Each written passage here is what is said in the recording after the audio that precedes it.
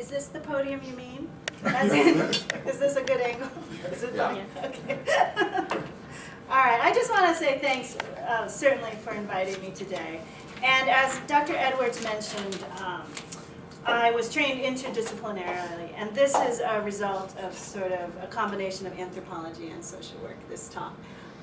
So the title of my talk is The Semiotics of Condensation in Older Adulthood, Exploring Material and Social Reconfiguration Through Relocation. And I have many acknowledgments. So first of all, I need to acknowledge the study participants who you will meet as part of our journey in my talk. This is my committee at Michigan who helped me with my dissertation work, and this paper is a part of my dissertation project. My fabulous research assistant, Luke Hasselborg, is in the audience and helped me at the last moment yesterday find pictures of Yams. You'll see them. And so I always thank him. And then I actually, when I trained, was with a community of scholars in a branch of anthropology called linguistic anthropology. And so I thank scholars at the University of Michigan and University of Chicago for their input on this. So I've titled the talk Semiotics of Condensation. And, okay. So anthropologists read their papers, so sometimes I read. I'm just going to tell you. I've titled this talk, The Semiotics of Condensation, to discuss how lives and spaces may be condensed when older adults move. In my study of voluntary moves in the Midwestern United States, these condensations involved processes of material and social transformation. Kurz argues for a greater attention to the role of physical objects in examining relationships between subjects and objects. His concept of material condensation is defined as the process of internalization of ideas into physical material objects. Kurz also emphasizes that the meanings of things can change intergenerationally. And in my study, I find that we're going to explore the internalization of ideas into objects before, during, and after relocation, intergenerational differences, and additionally, the consequences that result from these differences. So then I have, I'm not used to the clicker, a few slides about my study. I'm happy to answer any questions if you have any questions. So this is my sample, then I recruited them, and then I did a lot of data collection and analysis. So in the sense of, as an anthropologist, I conducted semi-structured interviews, but I also participated in lots of events of moving. So I worked at garage sales. I worked packing and unpacking boxes. I actually, had a lot of interactions with marketing staff at senior residences as I followed people as they moved to different kinds of senior residences. And so, for example, I had this woman in my study, Mrs. Rogers. I went to her original home out of state because she was actually moving into Michigan. And I visited her and saw how she negotiated her space, navigated her space in her first home. Then I also met 2 of her 3 adult children, several of her grandchildren, and one day when her son brings this, the same roll-up that's in his car, he brought this roll-up that he made of furniture cutouts. So these are 2D furniture cutouts of every item in his mother's original home to see what would fit in her new space. So I was there the day that we were laying out the cutouts, and I was there the day that we decided that Mrs. Rogers was very adamant she did not want stools at this bar in the counter on the counter in the kitchen, because she felt like that wasn't good for seniors to sit on stools. So this is a new piece of furniture she's adding, which is from IKEA, and she just slid it under. So I was there the day we laid out the piece of the measure of the IKEA table, and I've been at her house many times after where the table's in use. And I've been at presentations where she's flipping through my dissertation saying, "That's my table." So so now I'm going to read part of this. So in the Greater Manuscript, from which some of this talk is from, I've written about how stools, both bar stools and step stools, contribute to how older adults ask the question, is this senior living? In other words, space was redefined through the questioning of whether features in a new home would be considered appropriate for older adults. I examine how do the indexical links between objects and places and their owners change and possibly reduce the field of available links as people age. This occurred when Mrs. Rogers, of course, is saying, why would they design a place with stools? Or after moving, whether after moving there are certain ways of navigating spaces that could be construed as mismatched with the ideas of senior living. So I have to tell you, I visited this one woman who moved out of state, and I went to her new place. The first thing she did when she answered the door, she brought me to her kitchen and she said, "Tam, do you see that I can't reach the top of my cabinet?" So she is actually just not using the top of the cabinet. Other people are showing me that in order to use the tops of their cabinets, they have to use step stools. So I actually recounted, I think it's worth documenting in the literature, that people were shocked because they actually had this idea that senior living wouldn't include this kind of thing. So I think it's also important to remember that falls in general are a key concern of older adults, given the potential for broken bones and other health implications and mortality from falling.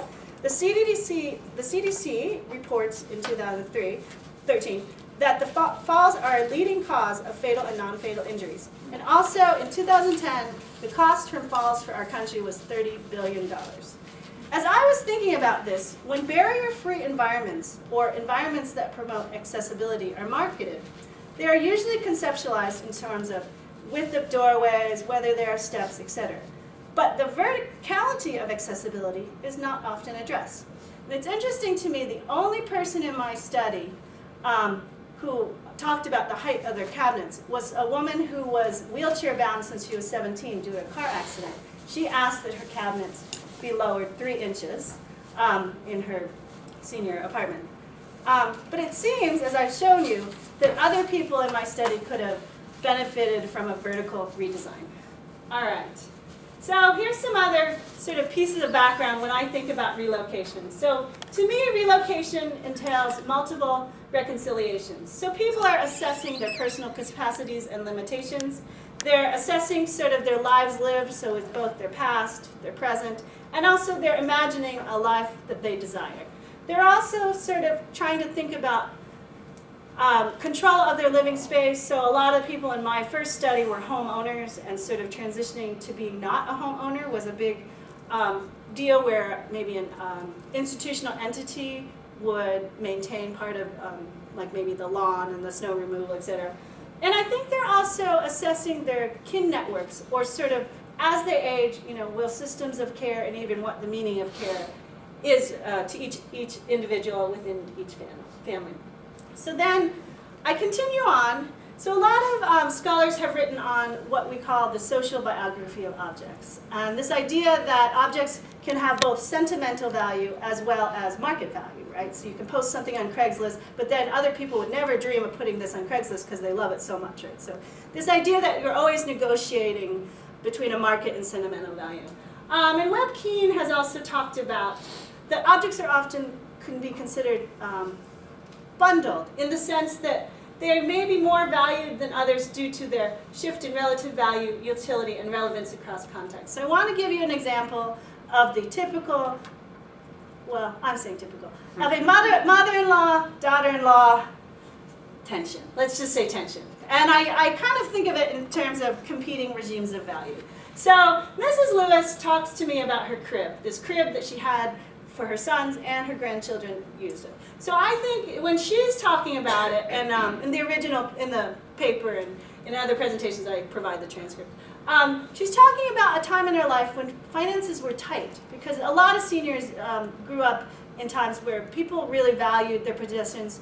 It's arguably in different ways than maybe today. But she remembers a time where having a crib was hard for them to get, and then they finally got one. It's a time when she was a young mother. She actually pointed out that teeth marks were embedded of her children were embedded in the physical crib because they were teething when they were standing up, when they learned to stand up. She also recounted to me that she remembers the day that the garbage truck took this crib away as she was moving, and she described the crushing and the compacting in the garbage truck, and she cried because for her it was really sad. And she also, because both the kids and the grandkids used it, there was a sense of that represented for her intergenerational continuity. Well, let me tell you, Sarah does not feel any of that. She just thinks a crib is a place to sleep that can easily be replaced by other things. So she tells me about a pack and play, trademarked by Greco, which you know, you can have out, you can sleep in it, you can also like have it in the day as a playpen, and then you can put it in a closet and never see it, right? So for her, Sarah thought, why would you keep an old crib around? You can get the pack and play that you can get rid of, and second of all, this crib might not even fit today's safety standards. So again, you see this tension in the dialogue of what I'm calling competing regimes of value. All right. All right, so then, yeah, I'm reading again. Competing regimes of values also occurred when people were packing up. So in my research, packing up possessions happened everywhere in a person's home. So I would go and visit them as they were packing. I would help them pack. So of course, from the basement to the attics, from the bedrooms currently used by older persons to their children's former bedrooms, and from kitchens to living room. While the packing experiences involve decision making in every room, in this part, I actually focus on mundane happenings of the packing of a mudroom. A mudroom's ostensible purpose is to serve as a transition point from the outside to the inside, from the community to the private world of one's home. Sometimes mudrooms contain laundry equipment and wash basins. In this interaction, which I'm about to describe, there are ideologies at play about the material contents of this mundane space. So mudrooms make homes and their owners distinct, according to Bourdieu. Many homes of study participants, people in my study, did not have mudrooms. Instead, laundry was sorted and cleaned in basements and homes, and so they had sort of a less singularized place for transitions. I actually had some person in my study that, a lot of people in my study, laundry in the basement was so difficult. One person waited once a week for her handyman to come to take her laundry up.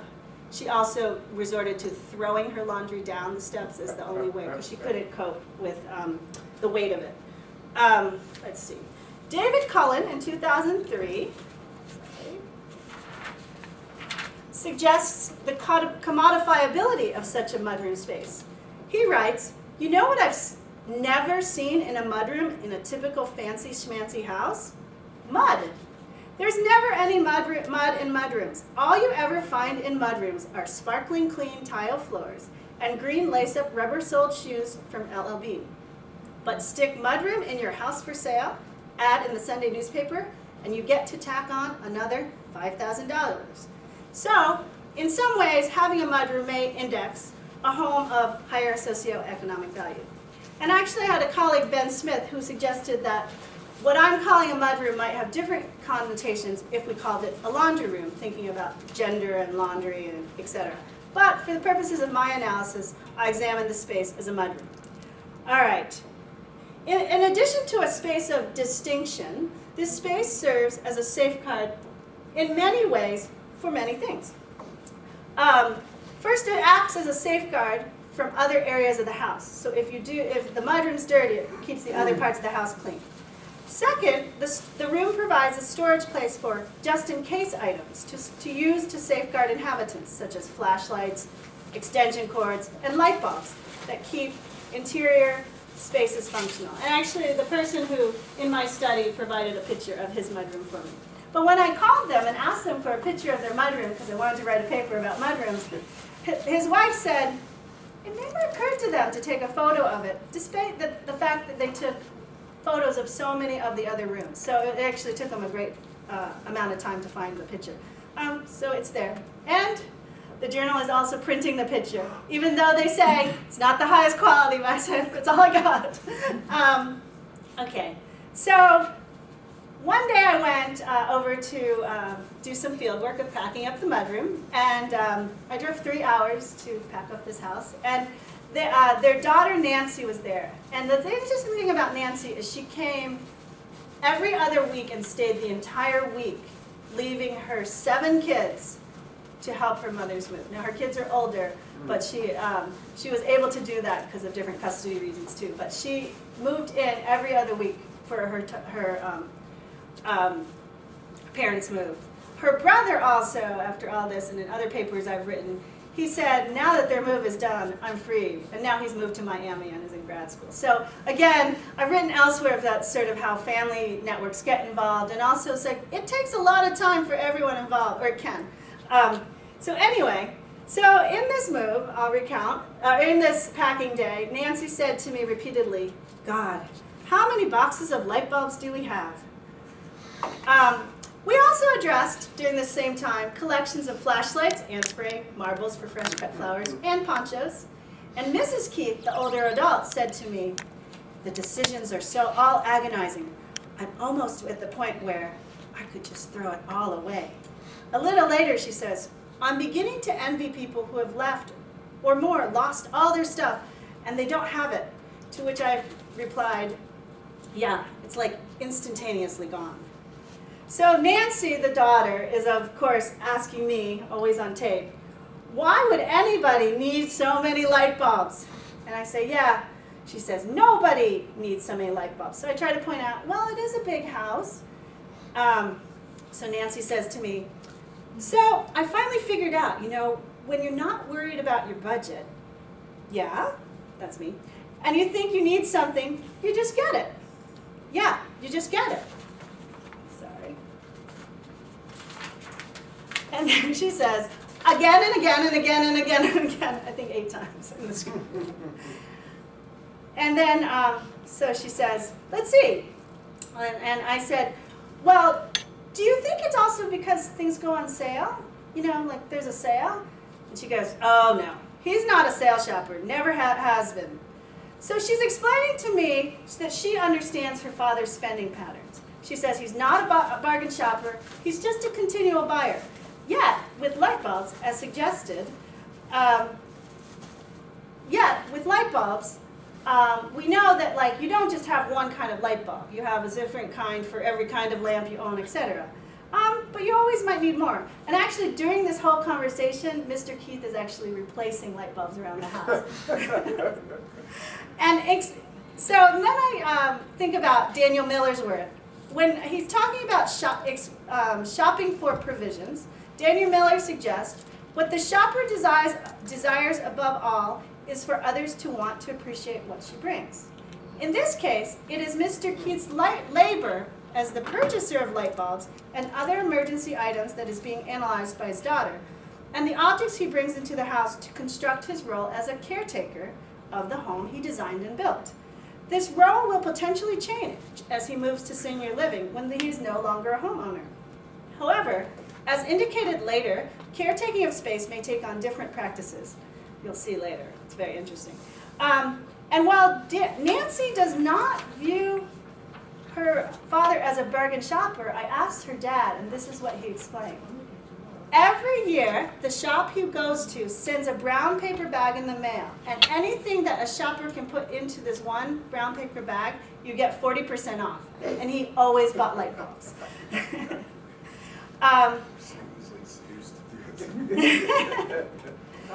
And so then I just want to emphasize that when I was asking more to Nancy of that sort of, well, what's your idea? Nancy just says, well, we can buy light bulbs in the new place. We're not going to pay, as we all know, moving costs, right, to ship the light bulbs, right? And then I also said, well, in the senior living community, aren't they supposed to change your light bulbs? And Miss Keith says, I just can't imagine calling someone and asking them to change a light bulb. So here's this, an excerpt from the AARP website a couple years ago. It's in the Preparing Your Home section, and it's called Lighting Your Home for Safety. The author, so I'll let you read it, draws out the connection between light and safety, perhaps to emphasize that lighting serves as a talisman against predators and personal injury. In fact, lighting is one of the criteria for assessing safety in older persons' homes. One who is responsible for the maintenance of light bulbs of the home acts as a protector. As the older persons in my studies were often homeowners for decades, maintaining the safety features in their homes was one of these jobs. These roles, however, were subject to change. Through the ownership and then dispossession of light bulbs, role dispossession in the Goffmanian sense also occurred as semiotic ideologies about ownership, excess and availability of commodities, like our replacement light bulbs available, are all at play. And the other thing is responsibilities for maintenance have shifted to another, in this case, an institutional stakeholder. Additionally, social roles of protector or care of one's home's inhabitants, supported by well-lit spaces, are also relinquished, though perhaps not entirely. So I think it's important to remember that this negotiation is taking place in uncharted territory for this family. It's also important to note that understanding this space as domestic as opposed to public matters in this negotiation. It's a moment of transition in this space of transition. But I argue, or suggest, that the negotiations taking place here, an unremarkable event in an unremarkable space, I was trying to find drama in my data, guys, present several ways of knowing your place. First of all, knowing your place can refer to learning one's role in a family after a move to senior living. Mr. Keith's role is changing. Nancy, the daughter's role, is changing because she's perhaps transitioning from assisting to asserting a move, in David Eckert's sense, in the decisions being made about the move. She's also helping to prepare her parents for the future, where they may need more assistance in other areas of their lives. Second, the Keiths are changing physical spaces from the place they built and maintain to a place where others provide maintenance. Mr. Keith's maintenance role will be reduced, if not relinquished. Third, they're entering a new life stage. Marcoux, 2000, argues that divestment is a type of investment. More specifically, it can be considered an investment when the objects contribute to the treasuring of a person's memory. Now, I would say not every object one owns can have that importance. In this case, I do not think the light bulbs are functioning semiotically to index Mr. Keith's memory in this framework.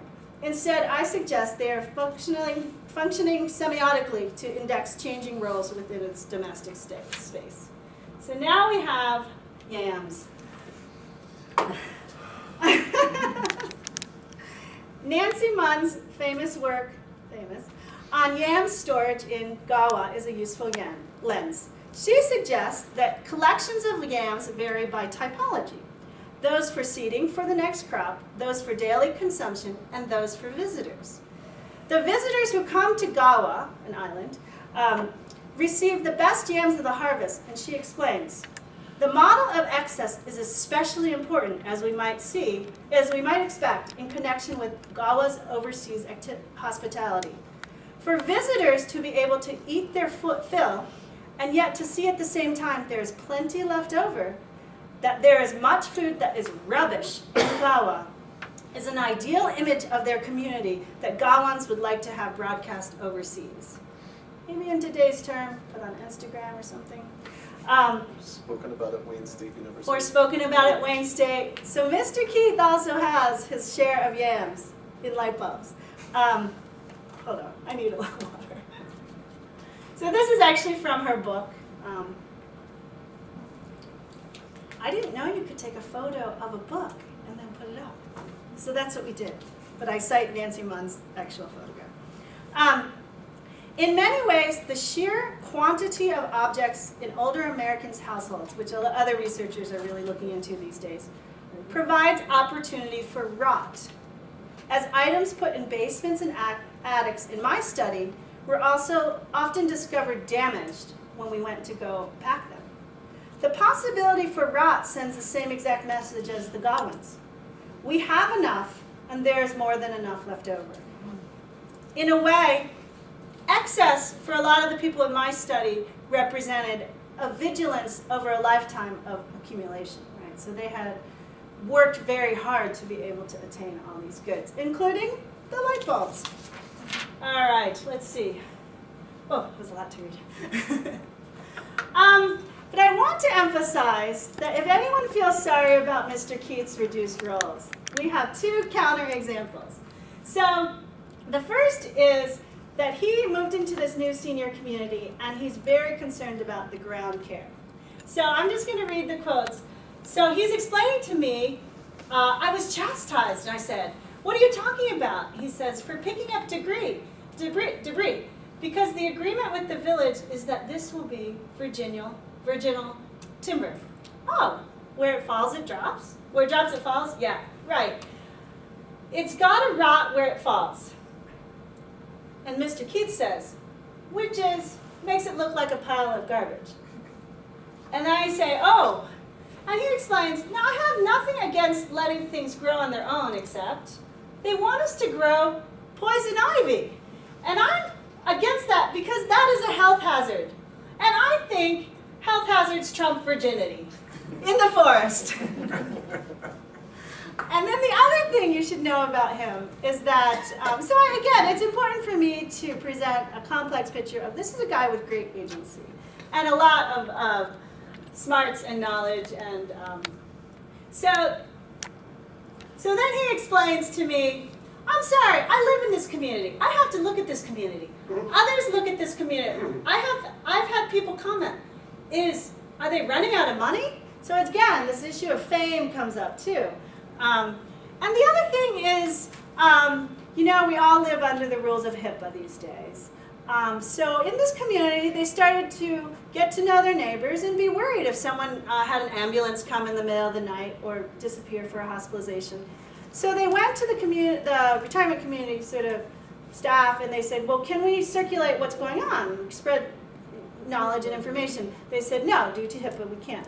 So Mr. Keith read over the HIPAA rules himself and has actually created an alternative form of communication.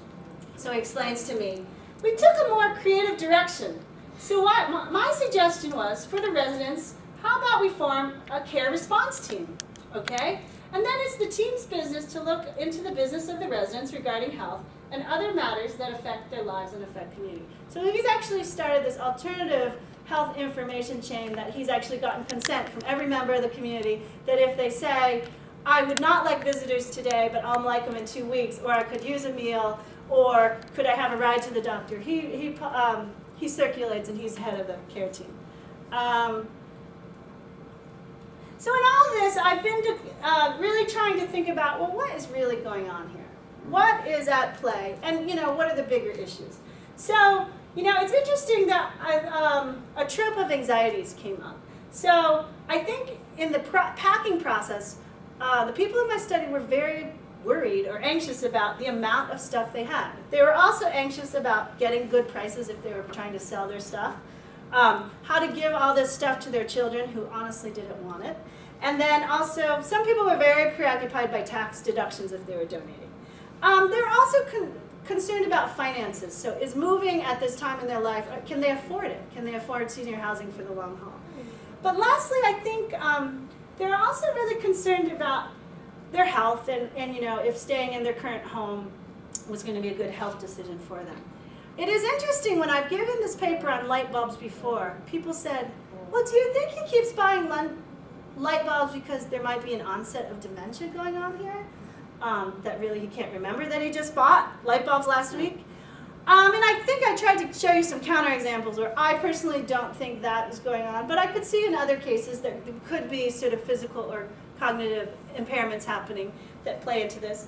Other people raise the issue about an anxiety about mobility, which is maybe you gather all the light bulbs, the modern day Yams, because maybe you're not going to have a ride to the store to get the light bulbs.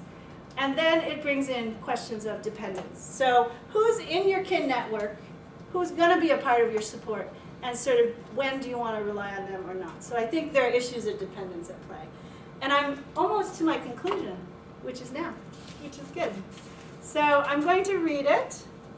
But again, I started this paper thinking about semiotics. And I end this paper just trying to figure out sort of how aging can be informed by semiotics and how semiotics can be informed by aging. So I'm going to just read you my conclusion and then I'll open it up for questions.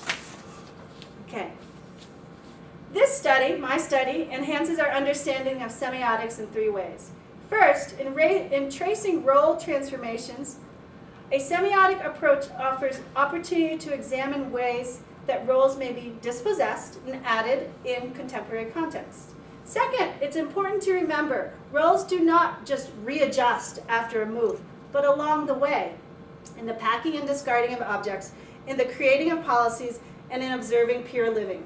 Moving to spaces where management is a stakeholder can be both welcome and disconcerting. However, since these were, in my first study, these relocations were voluntary, study participants were also weighing the benefits of moving with remaining in their current spaces that could be difficult to maintain or navigate. Third, this paper presents case studies set in a long-term care landscape where a variety of residential spaces, like independent living, assisted living, skilled nursing facilities, elicit different types of transformations, informed possibly by a unique set of semiotic ideologies and practices. This study shows that these transformations represent different regimes of value, some within a kin network, and as we remember, informed by these intergenerational differences on ownership, consumption, and accumulation. Also, as just mentioned, they could also be informed by differences in perceived mobility based on one's health or available transportation modes. Gerontological scholars have investigated relocation in terms of triggering events like health or death of a spouse, different types of moves, like do people move to Florida just because they want to enjoy themselves? They've been labeled amenity moves, or moves near kin and institutional moves. And interactions between an environment and an individual's physical and cognitive abilities. So this idea of the intersection of the person and environment is very big in gerontology. However, analyzing relocation from a semiotic perspective enhances the literature on household disbandment processes and placemaking skills, because the analysis calls attention to the detailed social interactions that inform these processes. Regimes of value based on competing semiotic ideologies are experientially grounded within role transformations as possible consequences. A semiotic lens that highlights otherwise overlooked socially significant practices may help pave the way for families and professionals to support older adults in the process of moving, as well as help older adults understand what's at stake in moving. Thank you.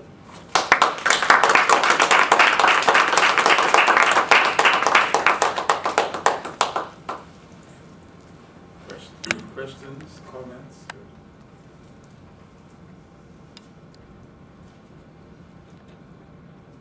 I just like to say I witnessed it firsthand. I moved my mom.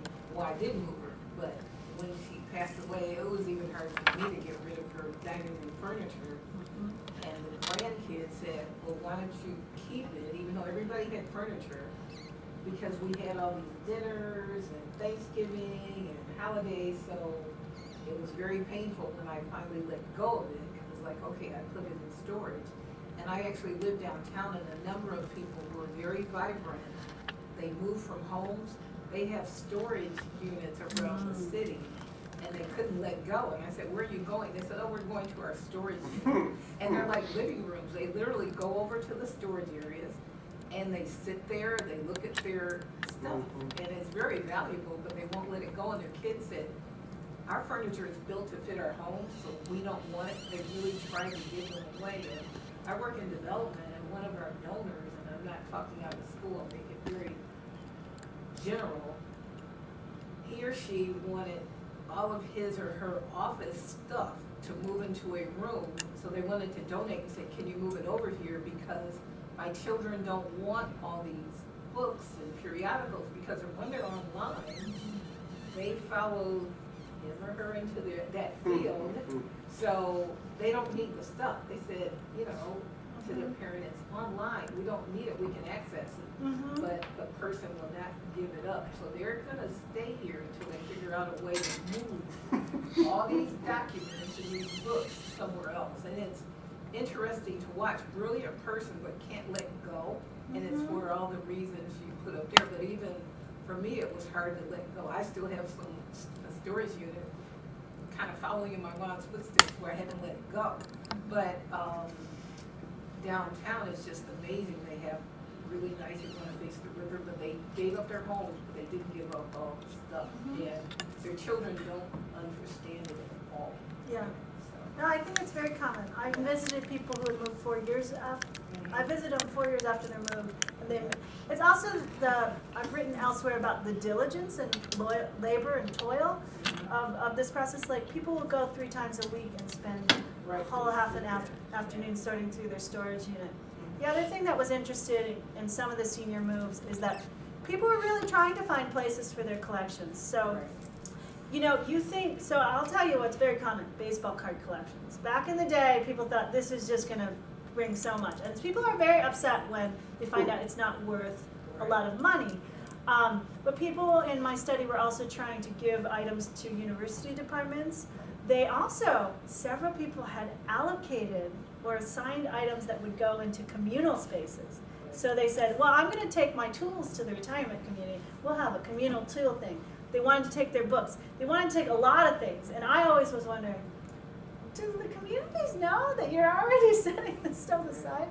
But I do think but as I tried to bring in with the Yams, it's really also a reflection on contemporary America that we actually have this problem, right? That it's a sign of our times that the excess is what can be. I mean, I can write an entire dissertation on the excess.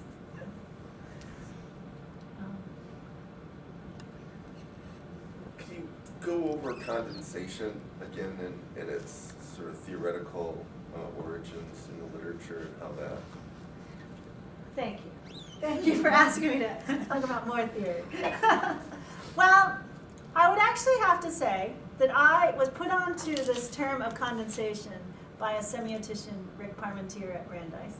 And he thought the manuscript I sent him was interesting, but he thought I should look at Charles Sanders Peirce's 100,000 pages of unpublished manuscripts and find condensation because Peirce has written about it. In the end, I wasn't able to do that. So I was looking and actually having several research assistants look for who else has written about condensation. But I think the idea of, and so I found the Turkur's framework. In the end, I think there were other parts of the paper, so using sort of this idea of social life of things and stuff, that stood out more. But I will say this. The idea of condensation is this idea that, I mean, I think it's physical condensation, but I think in the examples I showed, it's also sort of symbolic condensation, which I think is what Peirce and Turkur's is writing about. And how, I thought it was useful, so when Turkur's was saying, you know,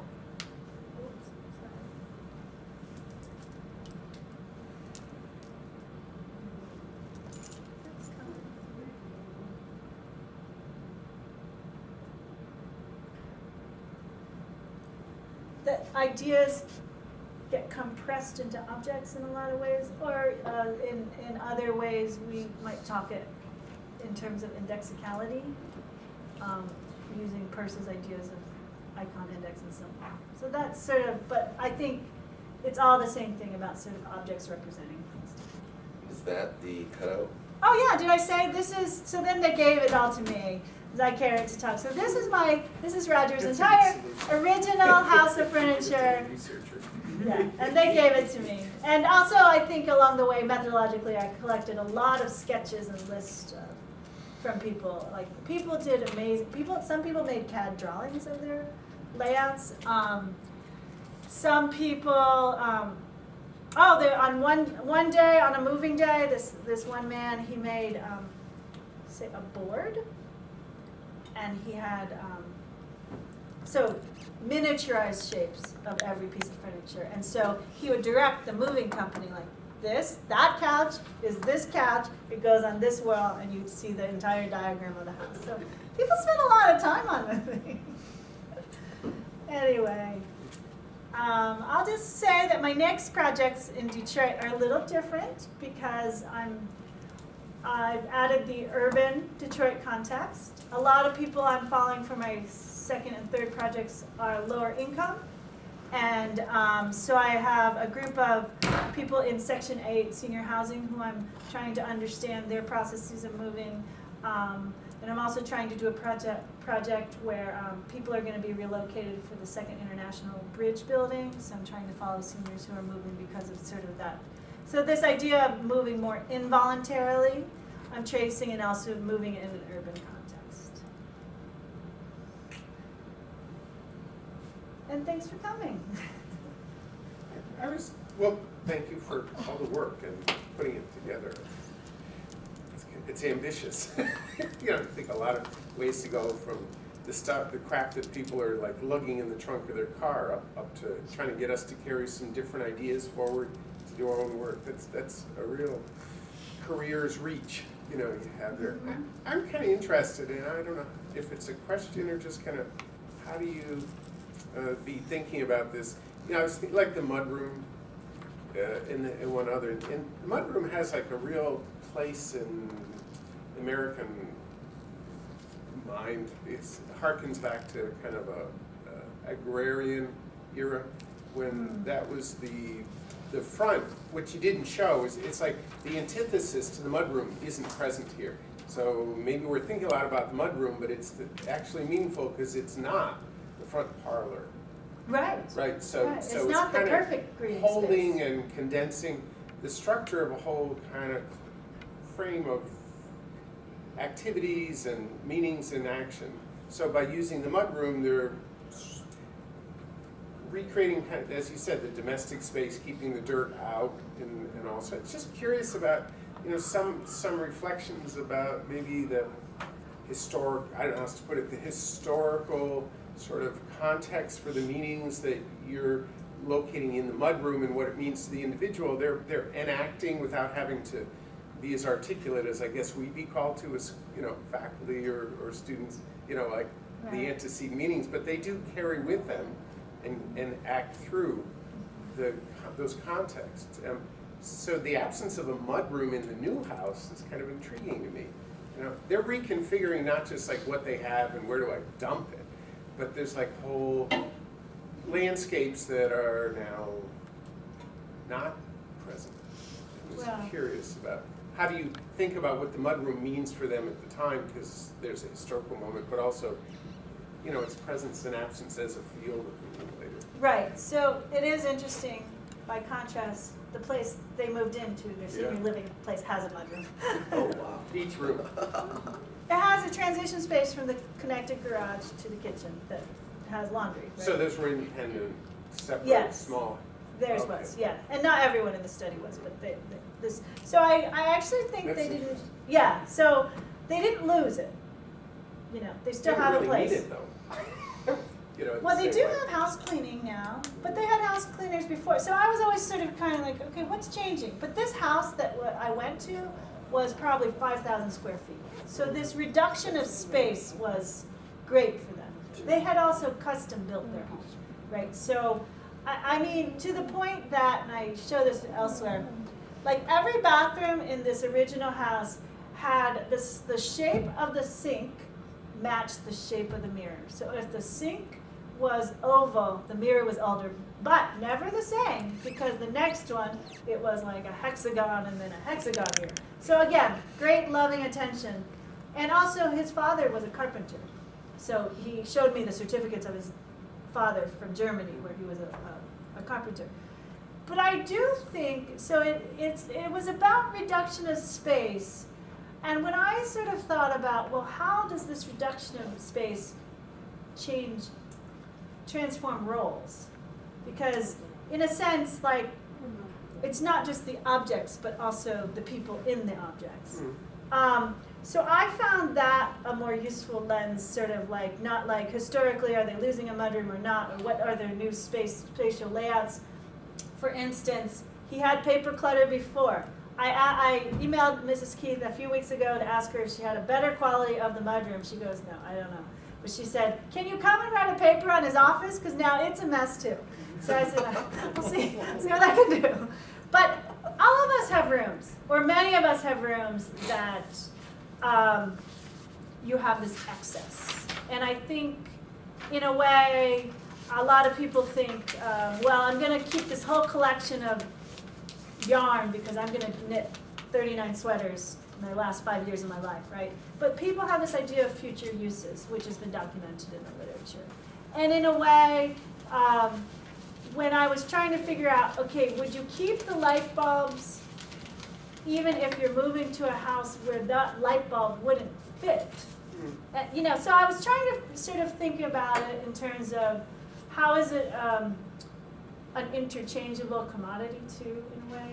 Yeah, I was wondering if you were gonna open that up more, because it seems a little Why materialistically not? over-determined, you know, because one of the key arenas here is that internalization of ideas, not so much in the physicality of them, but the ideas and The stuff. ideas. A lot of the And work that's why. they're doing is sort of re-showing you that they're still like able and fit and have a lifelong set of skills, and that's kind of the Key. idea that's being demonstrated. Maybe not so much that object, but showing where and how you Well, are so if able you to think about it, he work it stopped through. tending light bulbs and he started tending on the sly, and I'm talking on the sly, he's picking up sticks when people are not looking. So, like, he's, yeah, I think this resistance is linked to objects, right? So there's material practices. But I do think the paper is about sort of how people come to terms with how these roles are changing. I mean, that's the Yeah, ultimate similar. thing. But, yeah, Sort of larger plots that we follow. I mean, you can be thinking about before Gilgamesh and Enkidu and those guys from Sumerian. This is like the same kind of epic plot line or plotment that's being enacted, rather than just here's a guy who's neurotically attached to being a control freak and picking sticks up or having light bulbs. There's a real kind of macro sort of yeah, I gotta think about project that at more. work here that's sort of very deeply written into how the Yeah. world is in his constructions, not I him see. individually as a Yeah, somebody with OCD, right, Yeah. right. That's pretty cool. Anyway, thanks. Yeah, no, thank you, Mark. I have to think about that more. Yeah. Well, that's sort of a glimpse of my work. I'll come next year and present again, as I told Dr. Edwards. We may have to meet you at some glorious lecture hall. This is bound for good stuff. You never know.